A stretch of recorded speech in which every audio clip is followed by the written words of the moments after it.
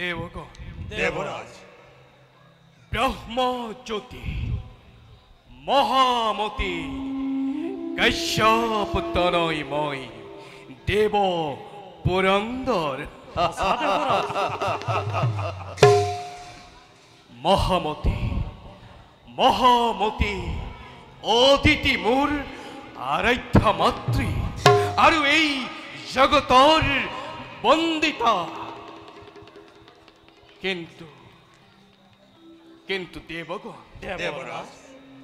প্রজাপতি ব্রহ্মাদেবর শ্রীমুখর পরা পারিছু জানিব পিতা কাশ্যপ রৌরখ বই মাতৃ দ্বিতীয় জন্ম দিছে দুটি দৈত্য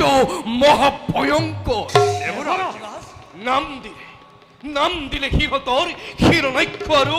হিৰণ্যকশিপু দেৱগণ নাজানো দেৱগণ পুনৰ কি অঘটন ঘটি অমৰাৱতীপুৰ দেবরাজ দেবতার যশ গৌরবত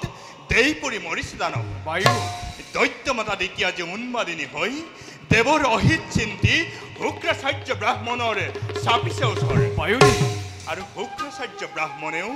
নানাভাৱে কুমন্ত্ৰণা দি দানৱক দিছে উদগনি দেবরাজ ই অতি সঁচা কথা ইখানলে দগ্ধ হৈ দৈত্যমাতা দ্বিতীয়াজী অতিকে নিষ্ঠুৰা দেৱমাতা অদিতি অৰ্হিত চিন্তাই একমাত্ৰ কাৰ্য জীৱন যেই কি নহওক লাগে তাৰ বাবে সচকিত নহয় দেৱতা কাৰণ সময়ত দেখা যাব কেনে ভয়ংকৰ সেই দিদিৰ নন্দ হয় হওক শত শত দৈত্যৰ জনম তথাপিতো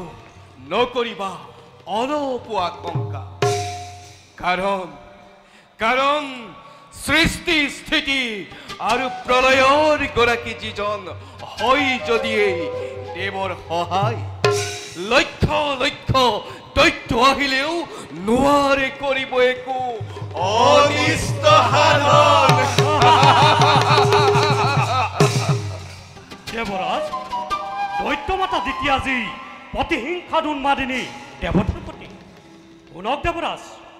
অমৰ দেৱতাই নকৰে সংশয় নিষ্মতি দানৱৰ বাবে প্ৰমত্ত সিংহই হৰিণ দল দমন কৰাৰ দৰে ময়ো সিহঁতক দমন কৰিম নিজ বাহুবলে বেছ বেছ তোমালোকৰ অগাধ শক্তিত আছে মোৰ বিশ্বাস বাৰু দেৱগণ দেবৰাজ আজিলৈ সভা কাৰ্য মই